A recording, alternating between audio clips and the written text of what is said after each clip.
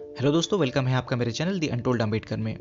आज हम ऐसे टॉपिक पर बात करेंगे जो बहुत ही ज़्यादा कंट्रोवर्शियल है। आज हम भारत के एक ऐसे व्यक्ति के बारे में डॉक्टर अम्बेडकर जी के विचार जानेंगे जिनको हम महात्मा के नाम से जानते हैं। मैं बात कर रहा हूँ गांधी जी की।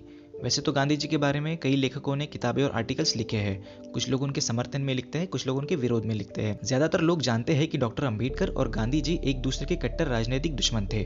जो लोग डॉक्टर अम्बेडकर की राइटिंग्स को पढ़ते हैं वो गांधी जी के बारे में डॉक्टर अम्बेडकर के विचारों से अवगत है। पर बहुत से ऐसे लोग हैं जो डॉक्टर अम्बेडकर की राइटिंग्स पढ़ते नहीं हैं, पर वो इतना तो जानते हैं कि डॉक्टर अम्बेडकर कभी गांधी जी को महात्मा नहीं मानते थे। पर उनके इस विचार के पीछे क्या कारण था, ये बहुत ही कम लोग जानते हैं। तो आज इस वीडियो के माध्यम से मैं आप सभी के सामने बाबा साहब के उन विचारों पर प्रकाश डालने की कोशिश करूंगा और उन कारणों को सामने लाने की कोशिश करूंगा जिसके कारण गांधी जी डॉक्टर अम्बेडकर के विचारों में एक चालाक और धूर्त व्यक्ति के अलावा कुछ नहीं थे। और इस वीडियो में मैं आपको ये भी बताऊंगा कि किस तरह गांधी जी ने दलितों और मुसलमानों को धोखा दिया था।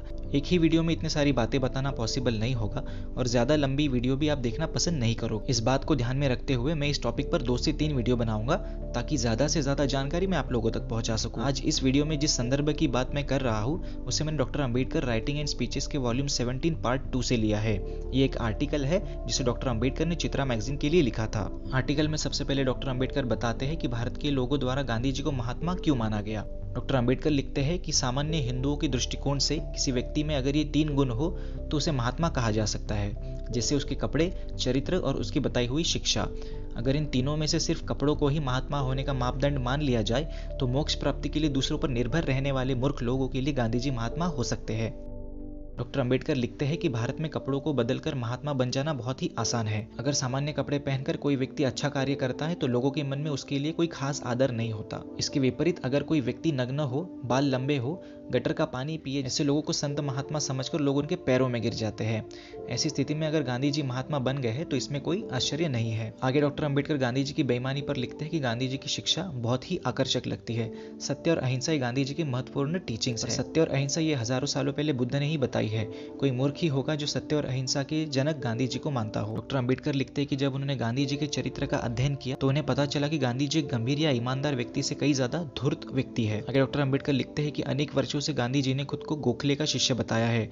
गांधी जी तिलक का द्वेष करते थे, पर अपनी भावनाओं को अलग रखकर उन्होंने तिलक के नाम पर 1 करोड़ रुपए का निधि संकलित किया था। आगे डॉक्टर अम्बेडकर लिखते हैं कि क्रिश्चियन धर्म के गांधी जी कट्टर विरोधी रहे हैं, पर पश्चिमी देशों को खुश करने के लिए उन्होंने कहा है कि जब भी संकट आता है तब मैं बाइबल की ओर जाता हूँ। आगे डॉक्टर अम्बेडकर बताते हैं कि राउंड टेबल कॉन्फ्रेंस के वक्त गांधी जी ने आश्वासन दिया था कि वो पिछड़े वर्ग की किसी भी मांग को विरोध नहीं करेंगे, पर इसके विपरीत जब पिछड़े वर्ग के प्रतिनिधियों ने अपनी मांग सबके सामने रखी तब गांधी जी ने उनका खुलकर विरोध किया। इसके बाद गांधी जी ने मुसलमानों से समझौता करने की कोशिश भी की। अगर मुस्लिम प्रतिनिधि पिछड़े वर्गों की मांगों को विरोध करते हैं तो इसके बदले में गांधी जी मुसलमानों की सभी मांगों का समर्थन करेंगे। ऐसा आश्वासन गांधी जी ने मुसलमान प्रतिनिधियों को दिया था। गांधी जी की धोखेबाजी उजागर करते हुए डॉक्टर अम्बेडकर एक और उदाहरण देते हैं।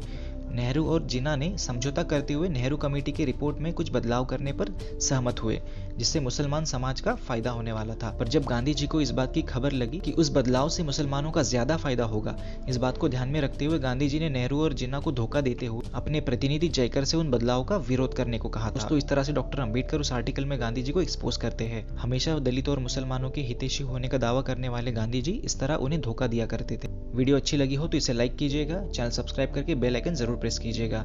मिलते हैं अगली वीडियो में। धन्यवाद।